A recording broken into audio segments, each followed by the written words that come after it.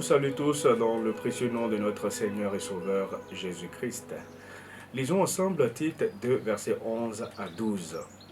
Car la grâce de Dieu, source de salut pour tous les hommes, a été manifestée. Elle nous enseigne à renoncer à l'impiété et aux convoitises mondaines, et à vivre dans le siècle présent selon la sagesse, la justice et la piété. Tite 2, versets 11 à 12. Alors, le titre de notre message de ce jour est « Expérimenter la grâce pour un changement durable ». L'accusé a été autrefois un jeune sans histoire. Il était le Benjamin d'une famille de 8 enfants. Tous le reconnaissaient comme un enfant calme, obéissant, serviable. Ses parents étaient fiers de lui. Au fur et à mesure qu'il grandissait, on voyait en lui un leader. Ce garçon était fort, intelligent et réussissait dans toutes ses entreprises. Alors que son pays connaissait une certaine décadence, il fut choisi pour succéder au président en place.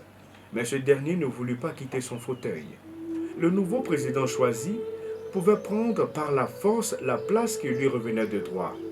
Mais il attendit plusieurs mois jusqu'à la mort de son prédécesseur. Quelle sagesse de sa part! Quelques années plus tard, ce président fort apprécié de la majorité de son peuple fut soupçonné de viol, de tentative de corruption et de meurtre avec préméditation. C'était du pain béni pour les membres de l'opposition. Ce président exemplaire, jusqu'ici, devait être jugé et condamné à mort. Pour éviter tout débordement, le jugement eut lieu à huis clos. Le juge qui devait présider à l'audience était connu pour sa rigueur, son sens du devoir, son impartialité. Ce juge ne se trompait pas dans ses décisions. L'innocent n'était jamais condamné. Le coupable n'était jamais relâché. Ce fait divers n'est que la triste expérience du roi David, selon 2 Samuel 11, versets 1 à 12 et à 25. D'après le réquisitoire de l'avocat général, on comprend que la faute de David était grave et que l'accusé risquait la peine capitale. De plus, David était prêt à accepter sa condamnation à mort en disant « Tu seras juste dans ta sentence et sans reproche dans ton jugement ». Après le réquisitoire de Nathan, qui pourrait symboliser l'avocat général et le mea culpa de David, le verdict du juge est surprenant, voire révolutionnaire. Le juge décide de le gracier, pas de l'innocenter.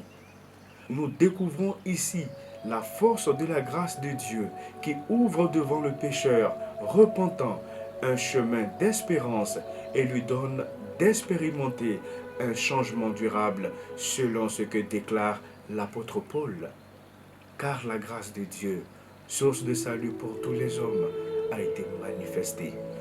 Elle nous enseigne à renoncer à l'impiété et aux convoitises mondaines et à vivre dans le siècle présent selon la sagesse, la justice et la piété. Que Dieu vous bénisse.